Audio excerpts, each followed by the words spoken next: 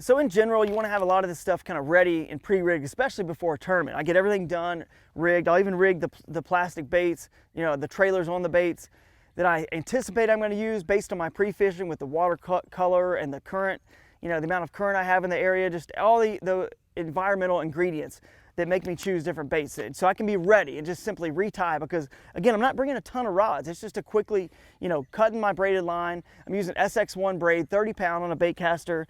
Don't really want to ever go lighter than that on a bait caster. And basically just cutting them off real quick, retying them, and then moving on. So I don't have to carry tons of rods. I'm gonna rig up just a minnows, just a regular minnows. So what I'll do for the minnows is actually take my scissors. Now you wouldn't have to do this on a jackhammer. I will say that. You wouldn't have to trim this skirt, because the minnows is so small that this elongated skirt kind of covers up the trailer. I don't want that. So if I'm fishing for smallmouth, I trim this up a little bit, just get a little short. Just trim those excess, just like that, guys. Just trim it up like that. Doesn't have to be perfect. You want it to kind of look organic and not just so straight and chopped off. So basically, now I'm going to use the minnows, and the minnows is a solid plastic bait. So this is kind of nice. You can actually skip this a little bit better probably than one that has the slit and you have to use a surgical tubing trick, because it's just, when it's on, it is on. You can even dab a little bit of super glue. I won't do it now, but trust me, just put a little dab right here, super glue, and that'll even hold it even better. But this elastic's not coming off. So, and now you can just go straight through this minnows right here. And basically, the thing about the Z-Man plastic, I will say, it's tricky to figure out how to rig it. It doesn't just go on quite as easy. It's a little bit funny how it works. You got to just keep it dead straight as you're pushing this up. Just focus and just keep it dead straight in here, and then come right out the top of the slit. See how you come right out the top, guys? And then work it down, and hopefully, we'll see if I got it straight on the first time. It'll be pretty good. It looks pretty good. Looks pretty straight on there.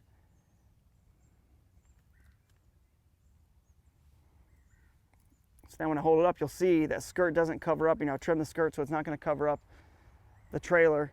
And because this is a solid piece of plastic, you can go straight on with it. You don't have to do that Texas rig style. And it, you know, the hook is a little further away from the bait. I do like how the Texas style gets the hook point a little bit closer.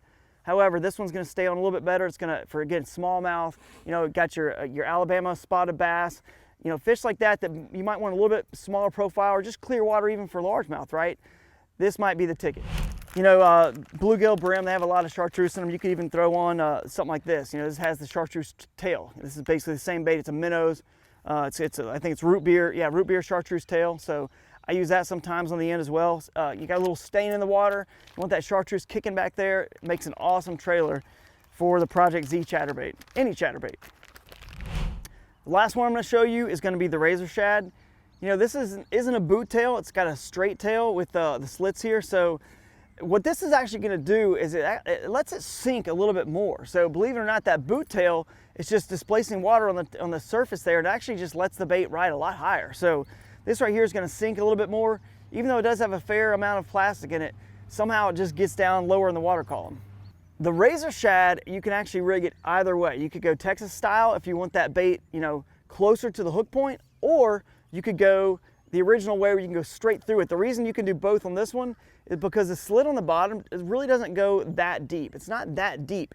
Now the reason you have to do Texas style on a diesel, like a 5-inch diesel minnow or a 4-inch, is simply because if you try to go straight through it, you're gonna